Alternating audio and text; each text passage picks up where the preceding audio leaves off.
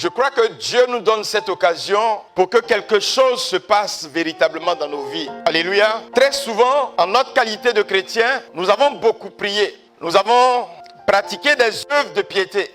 Mais pas forcément pour chercher notre intimité avec le Seigneur, mais surtout pour que Dieu fasse quelque chose pour nous. Nous avons besoin de biens matériels. Alléluia. Et le plus souvent, pour l'acquisition de ces biens matériels, nous sommes prêts à beaucoup de choses. Il y en a qui vont dans les Canaries pour chercher les biens matériels, dans les eaux, dans les forêts, en faisant des sacrifices pour pouvoir obtenir ces biens matériels.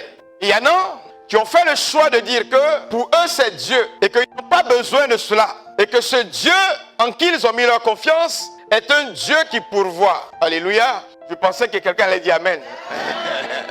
Mais souvent on est un peu désorienté. Parce que ça fait des moments qu'on prie. Ça fait des moments qu'on pratique des œuvres de piété.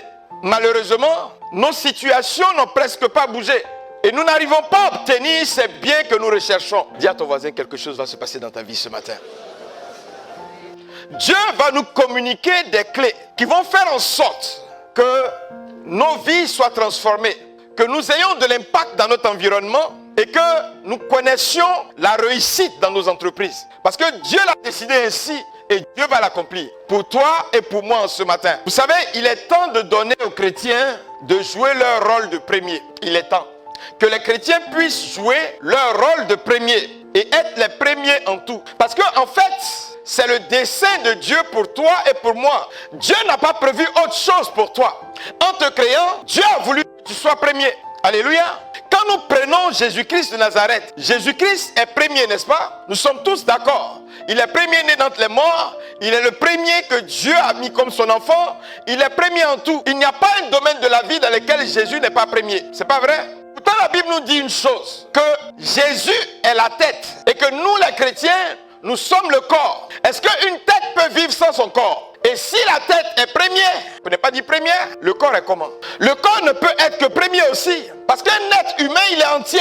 C'est la tête plus le corps. Et toi, tu es le corps du Christ. Alors, tu es premier. Est-ce que tu peux acclamer le premier qui est dans cette salle? Et il est temps que le premier qui est en toi se réveille. Il est temps que le premier qui est en toi se lève pour que tu puisses commencer à impacter ton environnement. Alléluia.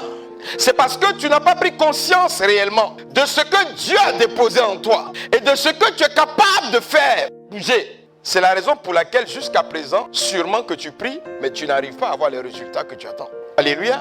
Parce que c'est bon de prier, c'est nécessaire même. Mais l'objectif premier de la prière, c'est son intimité avec Dieu. C'est développer son intimité avec Dieu.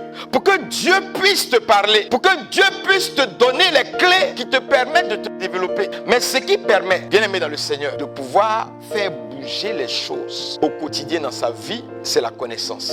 C'est la connaissance de la parole de Dieu. C'est la connaissance des clés pour les différents domaines de nos vies dans lesquels nous sommes. Vous êtes à l'image et à la ressemblance de Dieu. Lorsque nous prenons Genèse 1 au verset 26, la Bible dit que Dieu nous a créés à son image et à sa ressemblance. Souvent, pour des hommes qui sont créés à l'image et à la ressemblance de Dieu, comment est-ce qu'ils procèdent? Est-ce qu'ils procèdent à l'image de Dieu? Est-ce qu'ils procèdent à la ressemblance de Dieu? Or, nous avons été créés par Dieu pour être à son image, pas à notre propre image. Il y en a qui ne cherchent pas à être à l'image de Dieu. Quand ils agissent, ils sont leur propre image et ils marchent à leur propre image. Voilà, ils s'aiment bien et puis ils sont heureux d'être comme ça. Mais ce n'est pas le but de Dieu en te créant. Le but de Dieu, c'est que tu sois à son image et que tu sois à sa ressemblance. Et c'est pourquoi, souvent, tu peux ne pas avoir d'impact. Parce qu'au lieu d'évoluer dans la nature pour laquelle Dieu t'a créé, tu évolues en dehors de cette nature-là. Or, vous savez que celui qui crée un concept, c'est lui seul qui donne le mode d'emploi de ce concept. Celui qui a créé une voiture, c'est lui qui peut vous donner les indications pour que vous puissiez démarrer la voiture. Sinon, si vous êtes habitué aux voitures, on met une clé dedans et puis on tourne. Et que là, il faut juste déposer la clé dans la voiture et puis appuyer un bouton. Si vous ne savez pas appuyer ce bouton-là, malgré que vous l'avez acheté à des millions, vous ne pourrez jamais démarrer votre voiture. Vous voyez?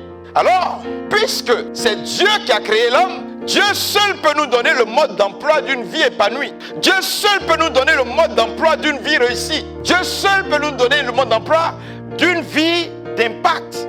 C'est pour cela qu'il est nécessaire, bien aimé dans le Seigneur, qu'on retourne aux Écritures. Alors quand la Bible nous dit que Dieu nous a créés à son image, qu'est-ce que la Bible nous dit? Quand j'ai regardé le sens étymologique du mot image, j'ai vu que c'était l'ombre et le reflet. Ça veut dire simplement que toi et moi, nous sommes les représentants de Dieu. Alors quand quelqu'un est représentant quelque part, est-ce qu'il agit de son propre fait? Il agit du fait de qui? De celui qui le représente. Lorsqu'on nomme un ambassadeur dans un pays et que l'ambassadeur arrive dans le pays, mais est-ce que l'ambassadeur agit pour son propre fait? Non, il agit pour celui qui le représente, le président de la République qui le représente. Alors il est important de le comprendre. Nous représentons Dieu et nous ne pouvons pas mener notre vie en dehors de Dieu. Être à l'image de Dieu, c'est véritablement le représenter.